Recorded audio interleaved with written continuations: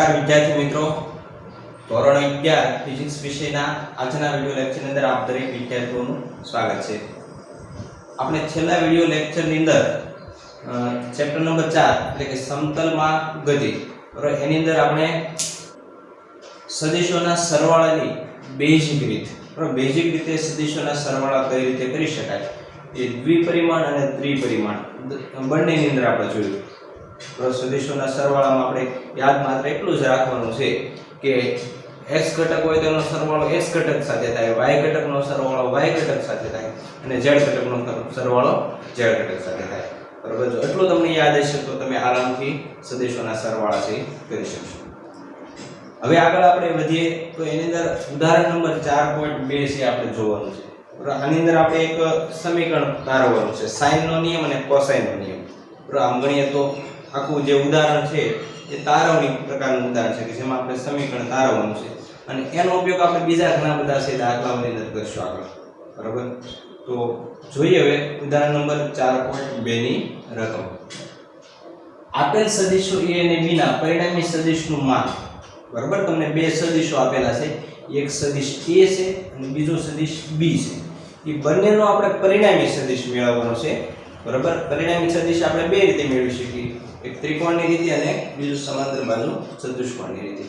તો એ પરિણામી સદિશનું માન એટલે કે એનું મૂલ્ય, તો માનનો મતલબ થાય છે મૂલ્ય, મૂલ્ય અને દિશા।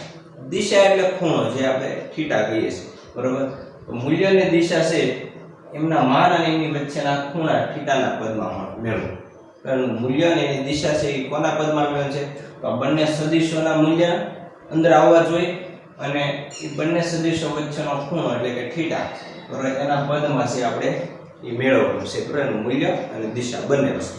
બરાબર, તો જોઈએ હવે આપણે એની તારણ માટે સૌપ્રથમ તો પહેલા આપણે આકૃતિ દોરશું।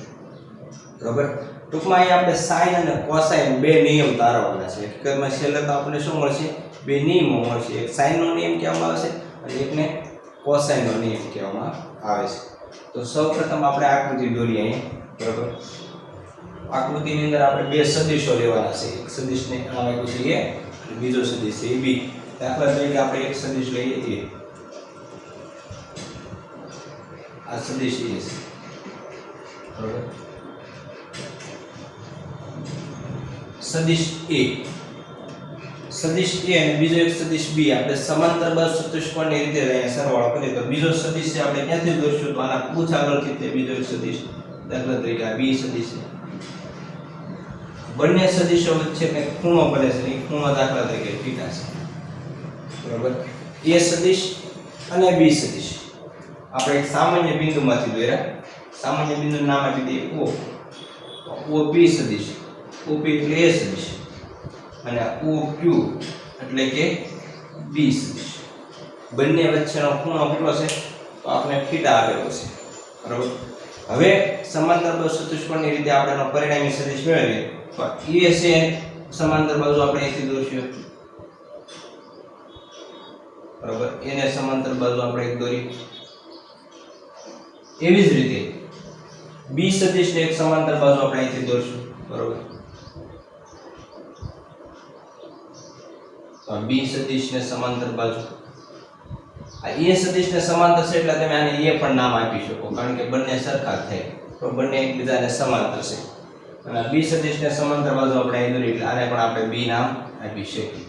બરાબર, આપણને પરિણામી સદિશ કયો મળશે?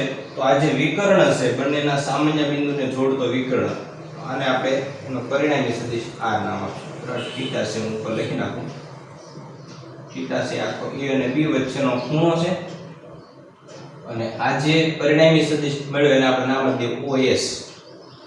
બરાબર, OS સદિશ એ પરિણામી સદિશ છે અને આપણે r કહીશું, તો આ આપણે પરિણામી સદિશ મળ્યો।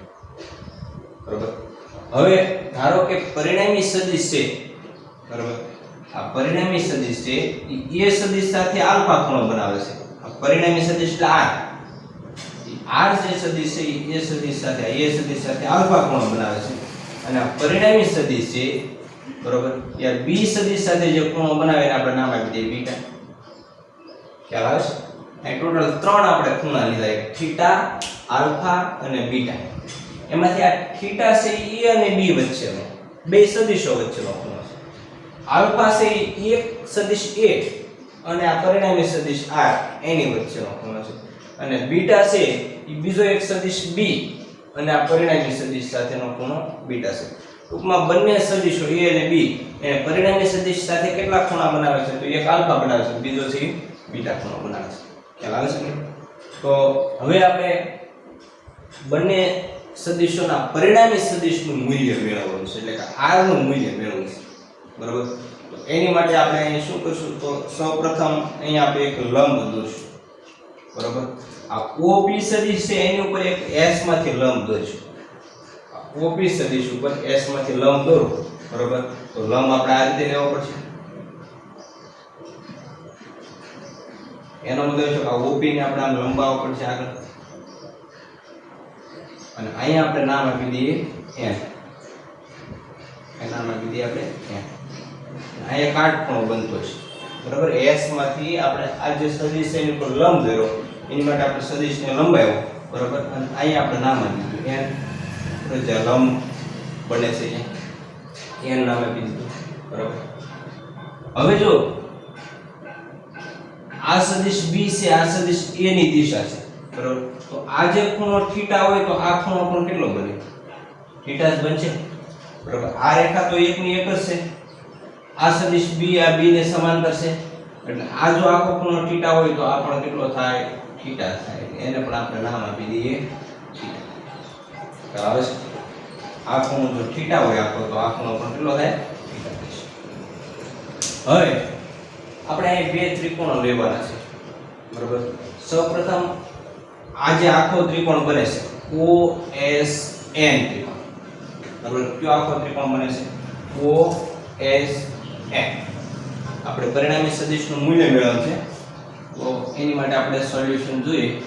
તો ત્રિકોણ OSN તો તમારા આકૃતિમાં જોવાનું છે કે ત્રિકોણ OSN કયો ત્રિકોણ થશે? તો OSN એમાં n કાટખૂણો છે. બરાબર? ખૂણો n કાટખૂણો છે. આખી જે તારવણી છે થોડી ગાણિતિક છે. બરાબર? ગણિત ઉપર આધારિત છે. ગણિતમાં જે રીતે આપણે પ્રમેયને રચનાને બધું શીખી જાય. બરાબર? તો થોડોક અહીંયા ત્રિકોણમિતિ વિધેયનો પણ ઉપયોગ થશે.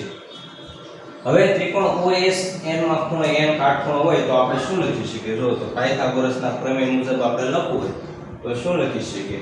કે ભાઈ આ એક બાજુનો વર્ગ વત્તા આ બાજુનો વર્ગ બરાબર કર્ણનો વર્ગ થાય. કર્ણ એટલે OS. તો આપણે આવું લખી શકીએ કે ભાઈ OS નો વર્ગ બરાબર આ OS નો વર્ગ એ કર્ણ છે બરાબર ON નો વર્ગ વત્તા SN નો વર્ગ એવું લખી શકીએ. એટલે કે SN નો વર્ગ વત્તા ON નો વર્ગ. ખ્યાલ આવે છે? આખું જે ત્રિકોણ બને છે બરાબર એની અંદર આ કર્ણનો વર્ગ બરાબર આ બાજુનો વર્ગ એટલે કે SN નો વર્ગ વત્તા ON નો વર્ગ. હવે જો આ SN નો વર્ગ એમ નામ વત્તા ON તો O થી n સુધીનું માપ એટલે શું થાય? n સુધીનું માપ આપણે લેવું હોય તો O થી P સુધીનું માપ, O થી P સુધીનું માપ વત્તા P થી n સુધીનું માપ થાય. બેયનો સરવાળો કરી શકાય. O થી P અને P થી n એ બેયનો સરવાળો કરો તો આપણને ON મળશે. બરાબર? ON બરાબર આપણે શું લખી શકીએ? તો OP વત્તા PN આખા કૌંસનો વર્ગ. ખ્યાલ આવે છે? ટોટલ માપ આપણે અહીંથી O થી n સુધી લઈએ તો O થી P નું માપ વત્તા P થી n બેને ઉમેરો તો આપણે O થી n સુધીનું માપ મળી જાય. હવે O થી P સુધીનું માપ તો આપણી પાસે સદિશ છે બરાબર, પણ આ P થી n સુધીનું માપ કેટલું છે એ આપણી પાસે છે નહીં. તો એ આપણે પહેલા અહીં સાઈડમાં મેળવવું પડશે. આ P થી n સુધીનું માપ મેળવવું હોય તો આપણે ત્રિકોણ તો લેવો પડે PSN લેવો પડશે. બરાબર? આ OS નો વર્ગ આને ઘડીક આપણે અહીં પડતું મૂકી દઈએ, એને સમીકરણ નંબર 1 આપી દઈએ. હવે એક બીજો ત્રિકોણ આપણે લઈએ. ત્રિકોણ PSN માં ખૂણો n કાટખૂણો. તમારે આકૃતિમાં જોવાનું છે કે ત્રિકોણ PSN ક્યાં થાય છે? તો PSN તો એમાં n કાટખૂણો છે આ આપણે થીટા આપી દીધો છે આ ખૂણો, તો મારે આ બાજુ મેળવવી છે pn મેળવવી છે, બરોબર. તો pn માપ મારે મેળવવું હોય તો cos થીટા લેવો પડે કે sin થીટા, બરોબર. cos થીટા લ્યો તો એમાં પાછળની બાજુ આવે એટલે આપણે sin થીટા ને શું લઈશું cos થીટા, કારણ કે sin થીટા લેશો તો સામેની બાજુ. આપણે sn નું માપ જરૂર નથી, આપણે pn જોઈશે એટલે cos થીટા હું લઈશ. એની અંદર આપણે cos થીટા લઈએ તો cos થીટા બરાબર શું થશે જો તો cos થીટા એટલે પાછળની બાજુ એટલે કે pn અને છેદમાં કર્ણ એટલે કયું માપ થાય p થી s સુધીનું માપ ps. તો હવે pn આપણે મેળવવાના છે તો pn ને આપણે કરતા બનાવી દઈએ તો pn બરાબર શું થશે, બરાબર. અહીંથી આમાં pn ને કરતા બનાવો તો ps આપણું આવશે એટલે કે ps cos થીટા. ps એટલે કેટલું માપ થાય, ps એટલે આપણો સદિશ b થશે, એની જગ્યાએ આપણે b લખી શકીએ એટલે કે b cos થીટા. તો b cos થીટા pn આપણને માપ મળી ગયું. ચાલો સમીકરણ pn બરાબર આપણે કેટલા મળ્યા b cos થીટા મળ્યા. હવે આ pn નું માપ અહીંયા મૂકી દઉં સમીકરણ 1 માં pn છે ક્યાં, બરાબર. તો આપણે os નો વર્ગ, os એટલે આ કર્ણ એટલે આપણે જો સદિશ થાય પરિણામી સદિશ r, તો r નો વર્ગ બરાબર sn માપ એટલે કેટલું થાય તો sn s થી n સુધીનું માપ. તો સાથે સાથે આપણે sn માપ પણ મેળવવું પડશે ને, તો અહીં આપણે sn ની પણ જરૂર પડશે આ, બરાબર. કારણ કે sn માપ આપણી પાસે નહીં તો એમાં પણ આપણે ત્રિકોણ કયો લેવાનો છે psn જ લેવાનો છે, બરાબર. પહેલા આપણે sn મેળવી નાખીએ તો sn મેળવવા માટે આપણે શું લેવું પડશે cos થીટા કે sin થીટા. આ pn મેળવવા માટે આપણે cos થીટા લીધા, તો હવે આપણે આ sn માપ જોઈએ છે એની માટે આપણે શું લેશું sin થીટા લેશું. તો sin થીટા બરાબર શું થાય જો તો ત્રિકોણની અંદર sin થીટા એટલે સામેની બાજુ એટલે sn અને છેદમાં કર્ણ એટલે ps. આની જેમ જ તે આપણને sn બરાબર શું મળશે ps sin થીટા. આમાં ps cos થીટા તો આમાં શું આવશે ps sin ps એટલે આપણે b થાય છે સદિશ b તો b sin થીટા. તો sn પણ આપણે મળી અને સમીકરણ નંબર 3 આપી દઈએ. હવે pn અને sn ની કિંમત આપણે આની અંદર મૂકી દઈએ, બરાબર. pn અને sn બંનેની કિંમત આપણે મૂકી દઈએ તો os નો વર્ગ, os એટલે સદિશ r નો વર્ગ બરાબર. હવે સમીકરણ 1 માં આપણે કિંમત મૂકીએ છીએ આ os ની જગ્યાએ r મૂકી દીધા કારણ કે આકૃતિમાં તેમ o થી s સુધીનું આપેલા પરિણામી સદિશ થાય છે, બરાબર. sn તો sn ની જગ્યાએ આપણે આમાંથી મૂકશું b sin થીટા નો વર્ગ આખા કાઉન્સનો વર્ગ, બરાબર, વત્તા op વત્તા pn. op તો o થી p સુધીનું માપ એટલે a થાય તો a વત્તા pn તો pn એટલે આપણે સમીકરણ 2 માં મેળવ્યું b cos થીટા તો a b cos થીટા નો વર્ગ થશે. હવે આપણે સાદુરૂપ આપીએ તો b square sin square theta વત્તા, બરાબર, વર્ગ આપ્યો તો આ b ને વર્ગ લાગે અને sin ને પણ વર્ગ લાગે એટલે અહીંયા a વત્તા b cos થીટા. તો અહીંયા આપણે વર્ગનું વિસ્તરણ કરશું, a વત્તા b નો વર્ગ હોય તો આપણે શું કરીશું a સ્ક્વેર વત્તા b સ્ક્વેર વત્તા 2ab. અહીંયા શું થાય છે જો તો પહેલા પદનો વર્ગ એટલે a નો વર્ગ વત્તા બીજા પદનો વર્ગ એટલે b square cos square theta વત્તા 2 ગુણ્યા પહેલું પદ ગુણ્યા બીજું પદ એટલે 2ab cos થીટા, બરાબર. હવે આપણે આનું વિસ્તરણ કરીએ તો પહેલા તો આ sin સ્ક્વેર થીટા વાળો આ b સ્ક્વેર વાળો પદ આ b સ્ક્વેર વાળા પદને આપણે બાજુમાં લાવશું, બરાબર. આ a સ્ક્વેર પહેલા લખી નાખીએ આ પદ તો a સ્ક્વેર વત્તા આમાંથી b square sin square theta b square cos square theta આપણે બેયમાંથી b સ્ક્વેર કોમન નીકળે તો શું વધે કૌંસમાં sin સ્ક્વેર થીટા વત્તા cos સ્ક્વેર થીટા વત્તા 2ab cos થીટા. હવે આપણે ખ્યાલ છે કે sin સ્ક્વેર થીટા વત્તા cos સ્ક્વેર થીટા એ નિત્ય સમ થાય એની જગ્યાએ આપણે 1 મૂકી શકીએ તો a સ્ક્વેર વત્તા b સ્ક્વેર વત્તા 2ab cos થીટા, બરાબર. આ કોના બરાબર આવ્યું r ના વર્ગ બરાબર. આપણે તો પરિણામી સદિશ જોઈએ છે એટલે બે બાજુ વર્ગમૂળ લેશું તો બંને બાજુ વર્ગમૂળ લ્યો તો r બરાબર શું આવશે બે બાજુ વર્ગમૂળ લ્યો તો વર્ગમૂળમાં a સ્ક્વેર વત્તા b સ્ક્વેર વત્તા 2ab cos. તો આ પરિણામી સદિશનું સૂત્ર મળ્યું આપણે, બરાબર. જ્યારે બે સદિશો આપણે a અને b આપેલા હોય એમની વચ્ચે થીટા ખૂણો બનતો હોય તો આપણી બંનેનો પરિણામી સદિશ કઈ રીતે મેળવી શકીએ? તો એનું સૂત્ર છે કે વર્ગમૂળમાં a² + b² + 2 ગુણ્યા a ગુણ્યા b અને cos θ, એમાં થીટા કોની વચ્ચેનો ખૂણો આવશે? તો a સદિશ અને b સદિશ એ બંને વચ્ચેનો ખૂણો. બરાબર, આ સૂત્ર ખૂબ જ અગત્યનું છે ને આ જે નિયમ છે આ સૂત્ર છે એને કોસાઇન નો નિયમ કહેવામાં આવે છે. અને શું કહેવામાં આવે છે? સમીકરણ નંબર 4 આને કહેવામાં આવે છે કોસાઇન નો નિયમ. બરાબર, આ સમીકરણને કહેવામાં આવે છે કોસાઇન નો નિયમ. મોટા ભાગે દાખલામાં આપણે આનો ઉપયોગ કરશું પરિણામી સદિશ મેળવવા માટે. તમે a સદિશ આપી દીધો હોય, b સદિશ આપી દીધો હોય અને બંને વચ્ચેનો ખૂણો આપી દીધો હોય તો તમે આ સૂત્રનો ઉપયોગ કરી શકો. હકીકતમાં આપણે આગળ જે સૂત્ર જોયું ને એના જેવું છે. આગળ આપણે બે સદિશો લીધા હતા, એ પરસ્પર લંબ લીધા હતા. દાખલા તરીકે a સદિશ આ રીતે, b સદિશ આ રીતે આપ્યો હોય, બરાબર, તો આપણે ખબર છે બે વચ્ચેનો ખૂણો 90 છે, બરાબર. તો આપણે r બરાબર પરિણામી સદિશ બરાબર શું લખતા? √a² + b². અને પરિણામી સદિશ એટલે વર્ગમૂળમાં બંને સદિશોના ઘટકોના વર્ગનો સરવાળો a² + b². પણ રિયલમાં આ સૂત્ર આ રીતે જ આવેલું છે કે a² + b² + 2ab cos. પણ થીટા એટલે બે વચ્ચેનો ખૂણો કેટલો લઈશું? 90. બરાબર, જ્યારે બે સદિશો પરસ્પર આમ લંબ હોય તો એનો પરિણામી સદિશ મેળવવા માટે આપણે ખૂણો કેટલો લઈશું? બે વચ્ચેનો એક થીટા છે ને જે 90 લ્યો તો cos 90 ની વેલ્યુ કેવી થઈ જાય? 0. cos 90 0 તો ખાલી વધે શું? √a² + b². તો આગળ આપણે જોઈ સૂત્ર શું ના કે વર્ગમૂળમાં ઘટકોના વર્ગનો સરવાળો, એક a ઘટક અને એક b ઘટક એ બેના વર્ગનો સરવાળો કરો તો તમને પરિણામી સદિશ મળે. તો આમાં એ જ છે, બરાબર. પણ આ ક્યારે વાપરી શકીએ? કે જ્યારે ગમે તે બીજો કોઈ ખૂણો આપ્યો, 90 સિવાયનો કોઈ ખૂણો આપ્યો, ત્યારે 90 નો ખૂણો આપ્યો તો સીધો આપણે a² + b² લખવાનું છે. આ પદ તો એમાં આવવાનું નથી 2ab cos θ, કારણ કે cos 90 ની વેલ્યુ કેવી થઈ જાય? 0 થઈ જાય. એટલે ખાલી a² ને b² લખવાના છે, બરાબર. તો જ્યારે અલગ અલગ ખૂણાઓ તમને આપે ત્યારે આપણે આ સૂત્રનો ઉપયોગ દ્વારા છે પરિણામી સદિશ એનું મૂલ્ય મેળવી શકીએ.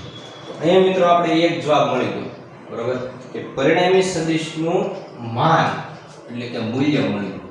હવે આપણે પરિણામી સદિશની દિશા મેળવવાની છે, બરાબર. દિશા મેળવવા માટેનું પણ આપણે સૂત્ર જોવાનું છે. એ પહેલા આપણે એક સાઇન નો નિયમ પણ સાથે સાથે જોઈ લઈએ, બરાબર. એક વખત છે આ કોસાઇન નો નિયમ એટલે કે પરિણામી સદિશનું મૂલ્ય મેળવવાનું સૂત્ર છે, બરાબર. તમારી બુકમાં છે નોટ ડાઉન કરી નાખજો, સ્ક્રીનશોટ લઈને અથવા તો વિડિયો છે સ્ટોપ કરીને તમે આ નિયમ છે તો લખી નાખજો, બરાબર. હવે મિત્રો આપણે પરિણામી સદિશની દિશા મેળવી છે, બરાબર. આપણે હમણાં સમીકરણ જે તાર્યું સાઈડમાં લખી નાખી જેથી કરીને આપણે યાદ રહે કે પરિણામી સદિશ r બરાબર આપણે કયું સૂત્ર તાર્યું કે વર્ગમૂળમાં a² + b² + 2ab cos θ, બરાબર. આ પહેલું આપણે સૂત્ર જે તાર્યું એ આપણે સાઈડમાં લખી નાખીએ. હવે દિશા મેળવવા માટે આપણે છે અહીંયા સૌપ્રથમ છે બે ત્રિકોણ લેવાના આવશે, બરાબર. આ આપણે જે મૂલ્ય મેળવ્યું તો pn બરાબર આપણે શું મળ્યું હતું આપણે લખી નાખીએ. pn બરાબર આપણને માપ મળ્યું હતું b cos θ, બરાબર. અને sn માપ આપણે મળ્યું હતું b sin θ. જેથી કરીને આગળ આપણે કે ઉપયોગ કરવાનો થાય, બરાબર, તો આપણે ડાયરેક્ટલી હવે લખીશું. હવે શું કરીશું તો આપણે અહીં પહેલા એક ત્રિકોણ લઈએ PSN, બરાબર. તો ત્રિકોણ લઈશું તો ત્રિકોણ PSN ત્રિકોણ લઈએ, બરાબર. તો એની અંદર આપણે સૌપ્રથમ આ SN માં, બરાબર, ત્રિકોણ PSN માં ખૂણો n કાઢવાનો. આ ત્રિકોણ આકૃતિમાં તમે જોઈ શકો કે PSN માં ખૂણો n કાટખૂણો છે, બરાબર. SN માપ આપણે કેટલું મળ્યું હતું તો SN બરાબર હવે ડાયરેક્ટલી લખું છું, બરાબર. SN બરાબર આપણે મળ્યા હતા b sin θ. આને સમીકરણ નંબર 1 આપી દો, બરાબર. સમીકરણ 1 આપણે SN માપ કઈ રીતે મળ્યું તે ખ્યાલ છે કે આપણે sin θ લીધો, બરાબર. એ ત્રિકોણ. ચાલો હવે બીજો એક ત્રિકોણ લેવાનો છે. એ ત્રિકોણ કયો લેવાનો છે? OSN લેવાનો છે, મોટો ત્રિકોણ, બરાબર. OSN. તો એ મોટો ત્રિકોણ આપણે લઈએ કે ત્રિકોણ OSN માં, બરાબર. તમારા આકૃતિમાં સાથે સાથે જોતું જવાનું કે OSN એટલે કયો ત્રિકોણ થશે, બરાબર. એમાં પણ ખૂણો કયો કાટખૂણો થાય છે તો ખૂણો n કાટખૂણો છે. ચાલો હવે એની અંદર આપણે sin θ લેવા છે તો sin આલ્ફા છે. એમાં આપણે sin આલ્ફા લેશું બરાબર આ ત્રિકોણ છે તો sin આલ્ફા લેશું તો sin આલ્ફા બરાબર શું લખી શકાય જો તો sin આલ્ફા બરાબર સામેની બાજુ છેદમાં કર્ણ તો સામેની બાજુ એટલે sn થાય બરાબર સામેની બાજુ અહીંથી તમે sin આલ્ફા જો તો sin આલ્ફા એટલે સામેની બાજુ એટલે આ sn થશે એટલે કે sn અને છેદમાં કર્ણ એટલે os sn ના છેદમાં os થાય હવે sn એમ નામ પણ આ os ની જગ્યાએ આપણે શું મૂકી શકીએ તો os એટલે તો આપણો પરિણામી સદિશ r થશે તો હવે આપણે sn ને કરતા બનાવીએ આમાં sn બરાબર શું થાય જો તો r આ બાજુ આવે તો r sin આલ્ફા થાય r sin આલ્ફા આને સમીકરણ નંબર આપી દઉં 2 ચાલો પહેલા આપણે નાનો ત્રિકોણ લીધો PSN પછી મોટો ત્રિકોણ લીધો તો બેયમાં આપણે sin જ લીધું તો આમાં આપણે sn બરાબર b sin θ મળ્યો આમાં આપણે sn બરાબર r sin આલ્ફા મળ્યું આ બંને sn ને sn તો સરખા જ હોય તો સમીકરણ 1 અને 2 ને તમે સરખાવી શકો બરાબર સમીકરણ 1 અને 2 ને સરખાવતા ચાલો એ બંને સમીકરણને આપણે સરખાવી દઈએ તો શું થાય તો b sin θ બરાબર b sin θ બરાબર શું લખી શકીએ આપણે તો r sin આલ્ફા લખી શકીએ બરાબર અથવા તો અહીંયા આપણે sin આલ્ફા ના બદલે sin θ ને સામાન્ય સાથે દઈએ તો b ના છેદમાં sin આલ્ફા બરાબર r ના છેદમાં શું આવે sin θ આને સમીકરણ નંબર આપી દો 3 બરાબર આ ખાસ આપણા માટે અગત્યનું સમીકરણ છે કે ભાઈ b ના છેદમાં sin આલ્ફા બરાબર r ના છેદમાં sin θ હવે એવી જ રીતે આપણે બીજા બે ત્રિકોણો લેવાના છે બરાબર એની માટે આપણે શું કરશું તો P માંથી લંબ એક દોરવાનો છે બરાબર ક્યાં લંબ દોરશું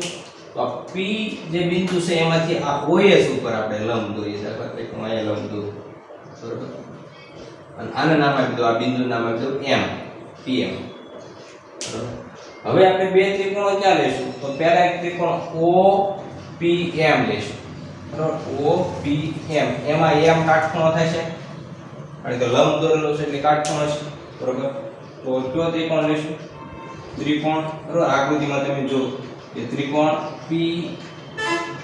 PMO માં ત્રિકોણ PMO એની અંદર કયો ખૂણો કાટખૂણો છે તો ખૂણો M કાટખૂણો છે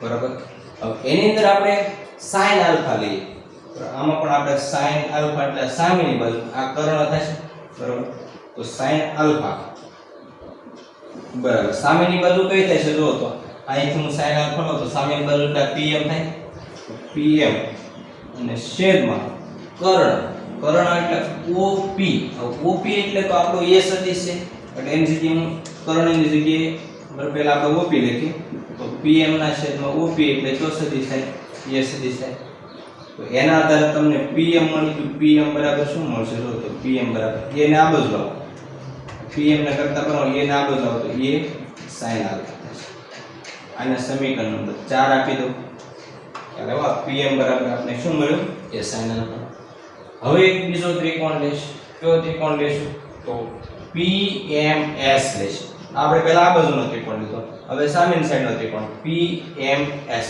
બરાબર તમે આકૃતિમાં જુઓ તો PMS એમાં આપણે કયો કાટખૂણો છે M કાટખૂણો છે તો ત્રિકોણ PMS માં ખૂણો M કાટખૂણો છે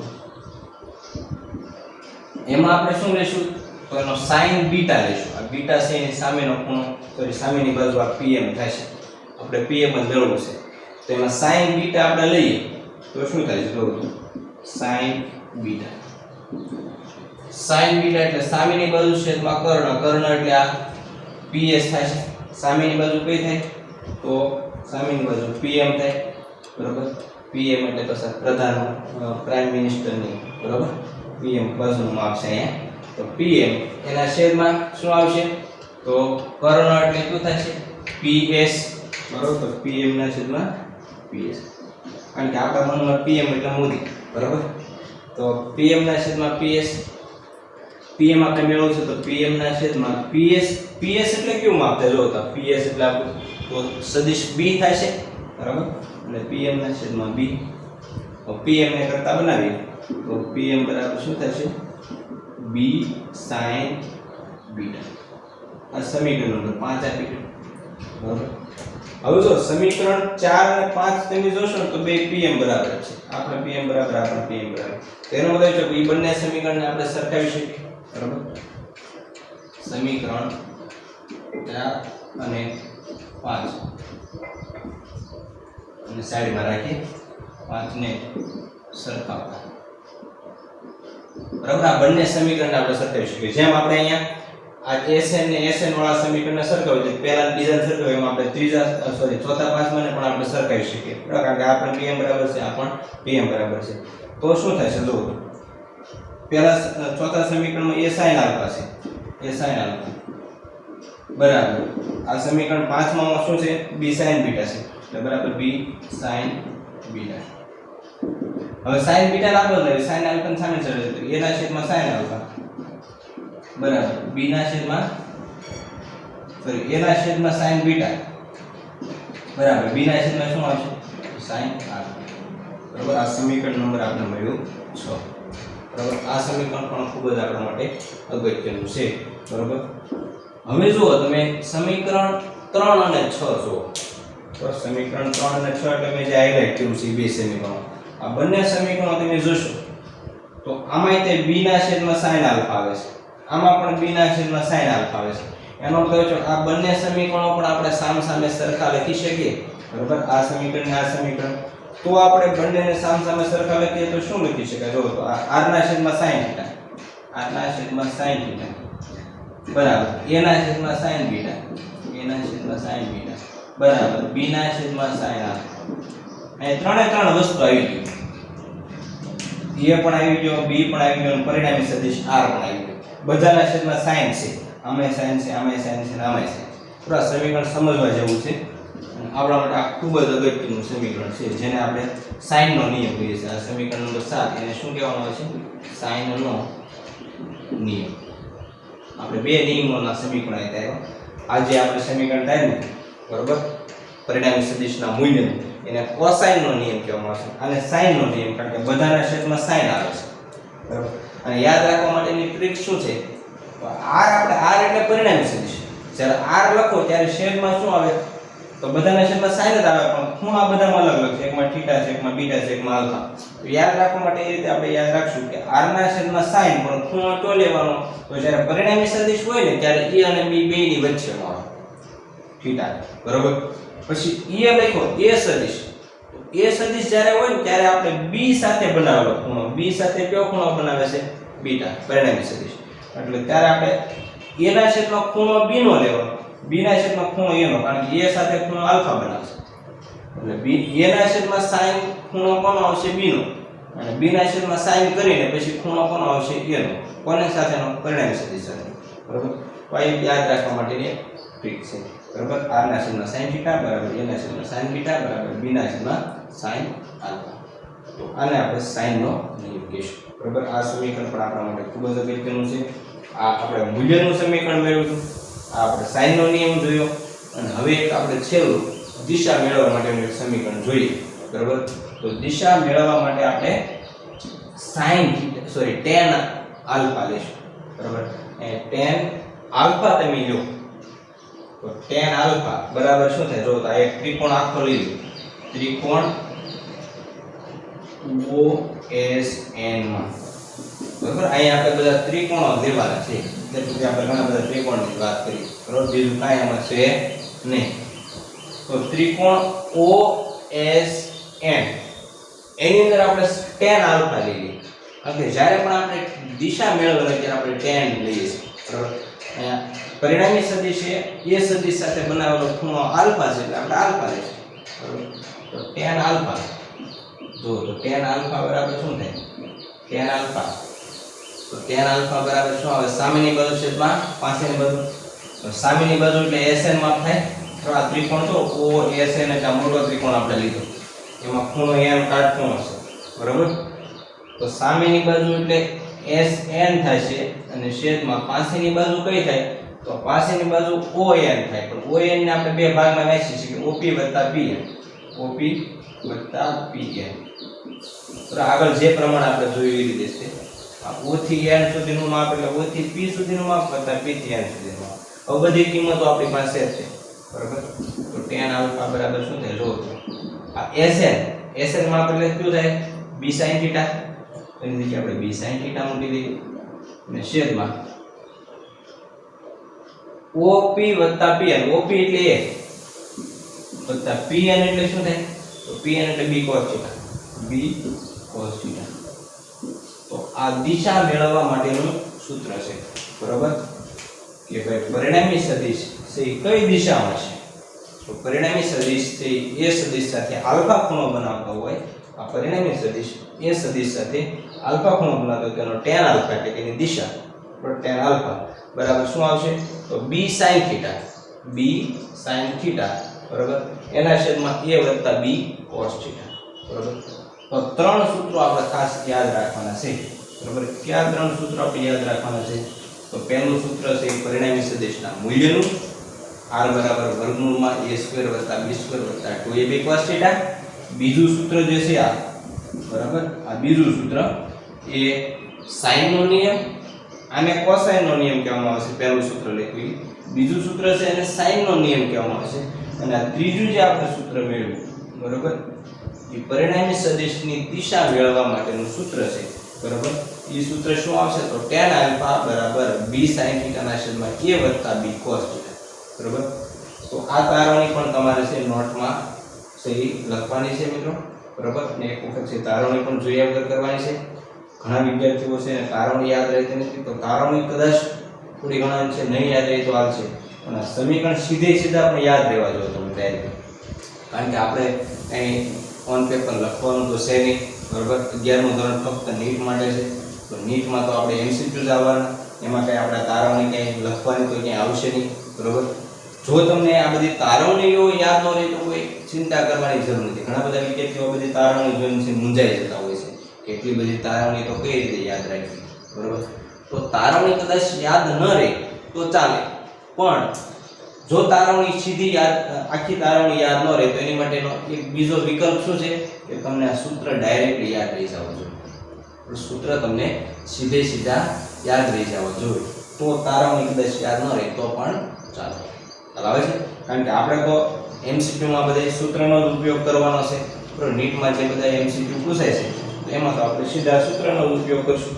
સૂત્ર જો તમને વ્યવસ્થિત યાદ રહેશે તો તારવણી કંઈ ગોખી તૈયાર કરવાની જરૂર નથી બરાબર. 12મા ધોરણમાં આપણે આવશું ત્યારે બોર્ડ આવશે, તો બોર્ડ માટે તમે તારવણી બધું યાદ રાખવું પડશે. 11મા ધોરણમાં આવી કોઈ તારવણી યાદ રાખવાની જરૂર રહેતી નથી બરાબર. હા, છતાંય તમારે જો યાદ રાખ્યું હોય તો તમે યાદ પણ રાખી શકો, કારણ કે આમાં ખૂણે ખાંચે રીતે કાંઈક નીટમાં એવું ફેરવીને પ્રશ્ન ટ્વિસ્ટેડ જ્યારે પ્રશ્ન કરે ને ત્યારે આપણે બધી તારવણીમાં મથામણ કરેલી હોય તો તમે ટ્વિસ્ટેડ પ્રશ્ન હોય તેને પણ તમે આરામથી સોલ્વ કરી શકો. એટલે પહેલાં તો આપણે એવી જ ટ્રાય કરીશું કે આપણે તારવણી પણ આપણે ખ્યાલ આવે બરાબર, સમજવાનો પ્રયત્ન કરીએ આપણે બરાબર, જેથી કરીને ટ્વિસ્ટેડ પ્રશ્નો પણ આપણને આવે. ચાલો, તો આજના વિડીયો લેક્ચરમાં મિત્રો આટલે સુધી